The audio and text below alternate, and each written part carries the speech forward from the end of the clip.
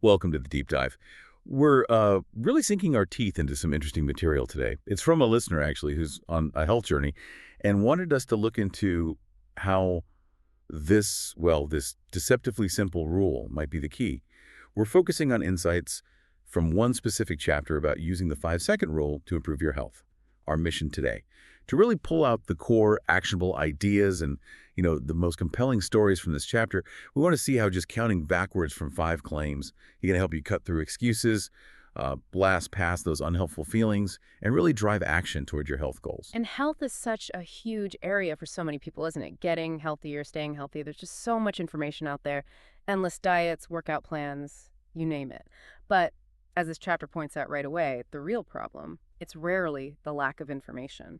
Exactly. That's the first big observation here. Just thinking about being healthier or having the best intentions, that doesn't actually make you healthier. Even something like meditation, which sounds mental, still requires you to actually sit down and do it.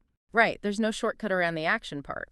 And it points out the irony, doesn't it? It says you could pretty much pick any well-known diet or exercise plan, almost like throwing a dart at a list. And here's the kicker. If you actually follow it, the plan will probably work. Which, yeah, immediately makes you ask, okay, if the plans work, why is it so hard? What's the real roadblock? And this material, it's absolutely clear. The problem, it argues, is never the diet itself or the exercise program. The problem is always how you feel about doing it. Oh, that hits home. We can all relate to people like Anna, who's mentioned here. She just says it point blank. I never feel like working out. We let those feelings, boredom, maybe discomfort, just plain laziness or feeling deprived, completely derail what we actually want for ourselves, health-wise. And the examples are so relatable. Feeling deprived on a diet, dreading another salad, or just looking at a workout and thinking about how awful doing burpees in a parking lot feels. Right. The feeling is the barrier. So the core insight, the really big takeaway this chapter pushes, is accepting this. You probably will never feel like doing the hard stuff. Let's be honest, blowing off the gym feels easier in the moment than going. Total. Grabbing fast food often feels easier than prepping a healthy meal. That feeling usually wins. Okay, so if step 1 is accepting you won't feel like it, what's step 2? Where's the solution? Well, this is where it gets really practical. Once you accept, you're not going to feel motivated. The secret, the material argues, is surprisingly simple. You just ignore the feeling and 5, 4, 3, 2, 1, go. Just like that. That countdown. That countdown, that simple physical action, it's presented as the tool, like a circuit breaker, specifically designed to push you past the feelings and all the excuses that come flooding in. Okay, so give us some examples of how that works. Well, very practical stuff. You use it as the trigger. 5, 4, 3, 2, 1, go, and get out the door to the gym before you can talk yourself out of it. Or 5, 4, 3, 2, 1, Joe, and put down the cookie or the donut, whatever it is, and pick the healthier thing, like the grilled chicken. It's the push to 5, 4, 3, 2, 1, Geo, and physically walk away from the bakery or the drive-thru, even when that craving is screaming at you. Right. It mentions Erica, who had that exact light bulb moment. She realized, I'm never going to feel like working out.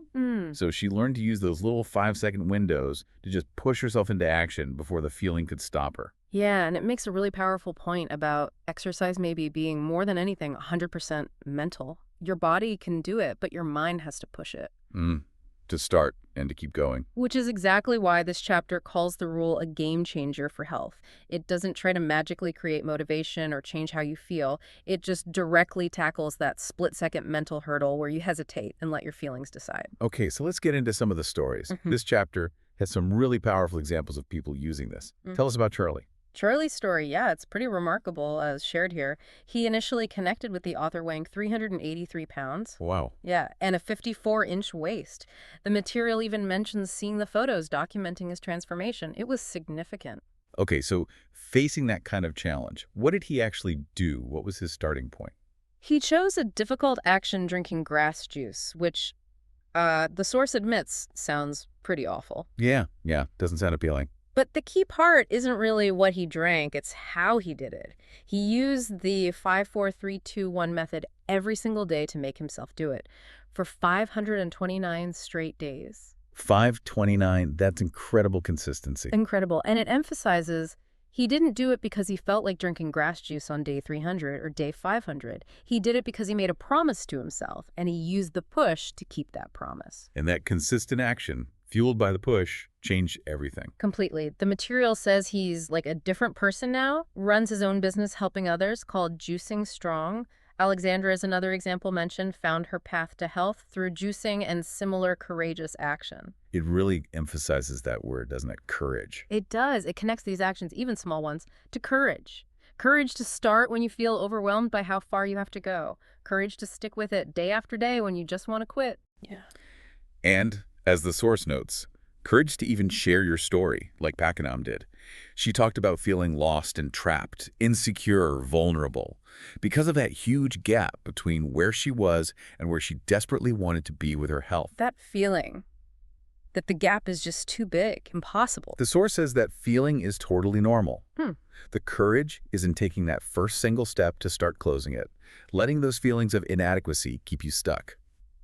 The material calls that, pretty starkly, a form of self-abuse. Wow. The push, the 5-4-3-2-1, helps you bridge that gap 5 seconds at a time. And there are other examples too, right? Like Melanie. Yeah, Melody used the rule just to get off the damn couch. Simple as that.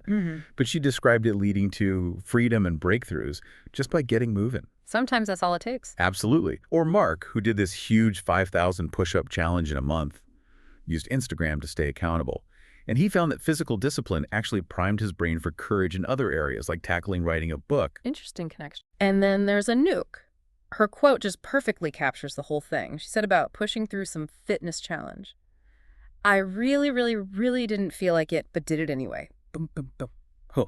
Love that. Boom, boom, boom. Exactly. And the material echoes that. Pushing yourself specifically when you don't feel like it, that's when you really rock, as it says. Okay, but life happens. The material acknowledges it's not always smooth sailing, right? What about falling off track? Because that definitely happened. Oh, yeah. It addresses that directly. Slipping up is presented as completely normal, expected even. The key insight is that you can always regain control. And it doesn't require some huge effort. You can do it in just 5 seconds. Alice's story here is really powerful. Right. Alice was only 19 and really struggling anxiety, agoraphobia. She'd gained weight, feeling intense pressure from her parents about college. She watched a talk about the rule, and it sparked something. An impulse, the material calls it. An instinct to get real with herself and take back control. And crucially, she acted on that impulse, used the push. It wasn't just about physical health at first. She actually had a difficult conversation with her parents, changed her major to what she wanted. That took courage. Huge courage. But then she applied that same principle to her health. Lost 28 pounds with healthy eating and exercise. She directly credits the 5-second rule for empowering her. Says she even rewatches the talk if she feels herself slipping back. Her story really shows the courage needed just to be honest with yourself first about what you want, and then to act on it, that first step. That first step is often the hardest. Wow. It ties right into that concept of activation energy the material mentions. You know, the force needed to just start something when inertia is holding you back. Like Kristen's comment about getting out of bed to exercise being the hardest part, but so worth it. Exactly. Pushing past those initial excuses, that resistance, that's what gets you closer to the life or the body or the future you actually want. The material also touches on even bigger health challenges, doesn't it? Like fighting serious illness. It does. It talks about needing courage every single day just to heal, to live, to stay strong when you're facing disease. And Greg Cheek is mentioned. Greg Cheek, yeah. An incredible example. Diagnosed with stage 3 cancer.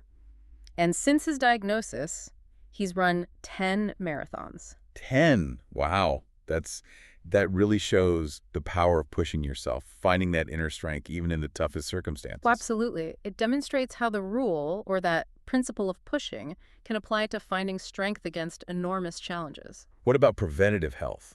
Things like getting screened. Yeah, that can be scary too. It uses Amy Robach's story. Yeah, the journalist Amy Robach, getting her first mammogram live on Good Morning America for Breast Cancer Awareness Month. I remember that. Her first reaction was basically, no way, right? Too personal, uncomfortable. Totally understandable. But her colleague, Robin Roberts herself, a breast cancer survivor, gave her this crucial push. Robin didn't use the countdown, obviously, but her words had that same effect.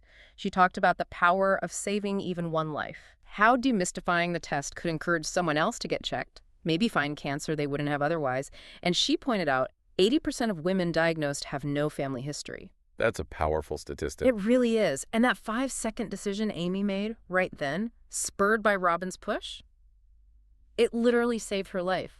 The screening found cancer. Yes. It revealed breast cancer, which led to treatment, and thankfully she's now cancer-free. So while she didn't count 5, 4, 3, 2, 1. Exactly. The source notes she didn't use the rule explicitly, but it was a critical 5-second decision point, an external push in her case. It just powerfully illustrates the impact of acting in that key moment. And the message to you, the listener, is you can give yourself that push. 5, 4, 3, 2, 1, you go.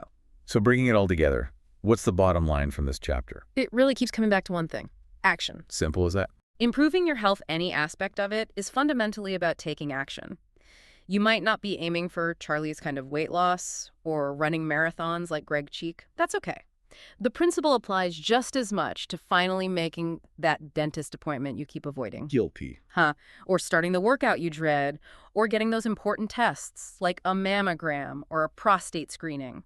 When you push yourself to take those actions, the life you change, the source insists, will be your own. And it says life is basically made up of choices, and you always get to choose how you act. Right. For health goals, the steps are usually pretty clear. Pick a plan. Any reasonable plan, it suggests. You actually follow it. That's the key. The only hard part, the only choice you have to keep making is choosing every single day to do IT. Even when, like Anouk said so perfectly, you really, really, really don't feel like it. Simple concept. Definitely not easy to execute day in, day out. Not easy at all. But the material promises, based on all these stories, it will be profoundly worth it. So the core rule for health and exercise, basically. You don't have to feel like it. You just have to do it. Love that clarity. And as the source quotes, which I think is brilliant, go the extra mile. It's never crowded. Good one. Okay, so we've done a deep dive into this chapter on using the 5-second rule for health. We've looked at how it frames the problem, not the plan, but your feelings, and how the countdown is offered as the tool to overcome that. Yeah, and we've heard some truly inspiring stories. Charlie, Alice, Amy Roback, and others showing the power of that courageous push into action. We've really seen that the main challenge isn't usually figuring out what to do for your health. Right. It's the consistency. It's showing up and doing the work, especially when you feel zero motivation or courage feels, miles away. And how that physical act of counting down 5, 4, 3, 2, 1 can give you that jolt, that push, to bridge the gap between knowing and doing. Exactly. So here's something for you to think about, to mull over, based on everything we've unpacked from this material. What is just one small, maybe courageous action you could take for your own health today? Something you've been putting off because, honestly, you just don't feel like it. What's one tiny step you could 5, 4, 3, 2, 2, 1 go on right now?